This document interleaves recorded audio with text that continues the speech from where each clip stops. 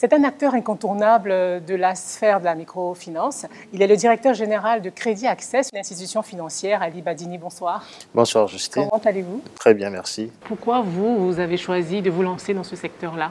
En 2012, j'ai eu à réaliser une étude dans le secteur de la microfinance qui consistait à évaluer l'offre de crédit, l'offre de produits et de services financiers destinés à une population vivant en zone rurale, dans le cadre du Fonds international de développement agricole, qui avait justement décidé de s'assurer que les populations donc, paysannes qui activent dans le domaine de l'agriculture ont cette capacité-là, justement, à emprunter, d'accord, mais également à rembourser correctement leur crédit pour reconstituer ce qu'on appelle les mécanismes de fonds intrants. Voilà. Et donc, ma passion est née de là. Et j'ai intégré Crédit Access très rapidement. En 2014, le conseil d'administration de Crédit Access m'a fait confiance et m'a confié les rênes de cette institution. Et j'y suis jusqu'à présent. Mais quelle est votre vision alors de la microfinance en général? De façon globale, la microfinance gagnerait justement à avoir des actions impactantes. Mais pour ce faire, bien évidemment, elle a un rôle de réduction de la pauvreté de façon globale, mais également un rôle de performance financière. L'un ne va pas sans l'autre, bien évidemment, pour que la seconde soit garantie, c'est-à-dire rendre son institution performante, il faut une organisation optimale. Donc, il faut distribuer le crédit, il faut, on va dire, réaliser des performances assez intéressantes, il faut avoir des indicateurs assez intéressants pour pouvoir, on va dire, tirer vers le haut la mission sociale qui consiste à réduire la pauvreté. Est-ce que ça participe à la réduction de la pauvreté? Vous le dites, est-ce que ça permet de passer d'une échelle à une autre, véritablement, concrètement, avec des sommes, on les connaît, ce n'est pas forcément les sommes des financements classiques. Il faut relativiser la microfinance de par sa relation de proximité avec ses clients, est capable justement d'adresser une offre donc, de crédit adaptée aux besoins de la clientèle. Donc la mission sociale qui est de réduire drastiquement donc, la population en matière de pauvreté est une réalité et objectif. Qu'est-ce qu'on y gagne quand on va vers une microfinance par rapport à une banque? On connaît aussi les taux qui sont très élevés, jusqu'à 20% et même plus quelquefois.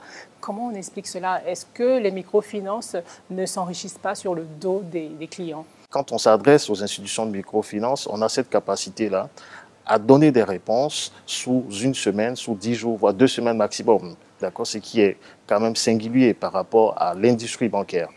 Autre chose, c'est notre relation de proximité que nous avons su développer avec nos clients. Vous voyez? Donc le fait de visiter les clients, le fait de comprendre donc, leurs contraintes, le fait de comprendre justement, on va dire, leur façon de fonctionner nous amène à pouvoir adresser des offres qui s'adaptent à leurs besoins. C'est ce qui est spécifique.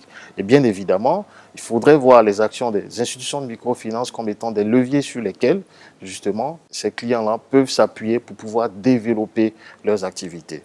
Je n'ai pas besoin de rappeler que l'une des problématiques, justement, des TPE ou des PME, c'est l'accès au financement. Ce n'est pas lié justement au coût du financement, c'est surtout l'accès au financement. Et la diversité d'institutions de microfinance qui exercent sur le marché en Côte d'Ivoire, nous en avons 45, permet justement à cet ensemble de portefeuilles clientèle-là de pouvoir bénéficier d'une offre de produits et de services financiers variés. Donc il faut relativiser par rapport donc, au taux d'intérêt qui est lié au coût de la ressource, relativiser également par rapport à notre capacité à répondre de façon efficace et dans les délais, j'insiste sur ça, dans les délais à une demande de crédit. Par exemple, quand un coiffeur, on va dire, demande un crédit, à partir de combien de temps il commence à verser? Parce qu'il y a des petites plaintes qu'on entend souvent qui disent que quand on prend un prêt chez une microfinance, finalement on travaille pour elle. Qu'est-ce que vous répondez à ça? Concrètement, le coiffeur donc, qui travaille en longueur de journée n'a pas suffisamment de temps pour se déplacer, aller effectuer une opération dans une agence physique. Ce qu'on fait, c'est qu'on part vers lui, justement, pour comprendre son activité, récupérer une partie donc, de ses recettes. Vous savez que la recette est composée de quoi? La recette, c'est des revenus. Donc, sert à consommer, bien évidemment, mais également à épargner. L'épargne doit être gardée non pas à la maison pour la thésaurisation, mais doit être gardé dans une institution financière. C'est ce rôle-là que nous jouons. Donc nous faisons gagner un temps fou à notre client. Maintenant, la décision d'octroyer le crédit va s'appuyer sur sa propension, entre autres, d'épargner. Donc on va regarder justement sur le mois, quelle est sa capacité d'épargne. Et ça peut représenter un indicateur clé dans notre décision de distribution de crédit. Maintenant, à partir du moment où cette épargne est garantie, ça veut dire que le client peut à tout moment effectuer une opération de retrait, même sans se déplacer. Donc quel est le problème? On ne peut pas dire qu'on s'enrichit sur le dos de nos clients à partir du moment où l'épargne de cette clientèle-là est garantie. Est-ce qu'il y a plus de crédit? Est-ce qu'il y a plus de demandes de crédit depuis cette période? Ça fait bientôt 4 mois. Est-ce qu'il y a une forte demande de crédit ou pas du tout? Est-ce que votre regard aussi a changé sur la façon d'octroyer des crédits à cause de cette crise sanitaire-là? Oui, on a observé bien évidemment une réduction donc, des demandes de crédit, ce qui était tout à fait logique, mais pour des raisons aussi de mitigation du risque, ce que nous avons fait, nous avons opté par la prudence, en essayant justement de faire ce qu'on appelle des crédits sélectifs.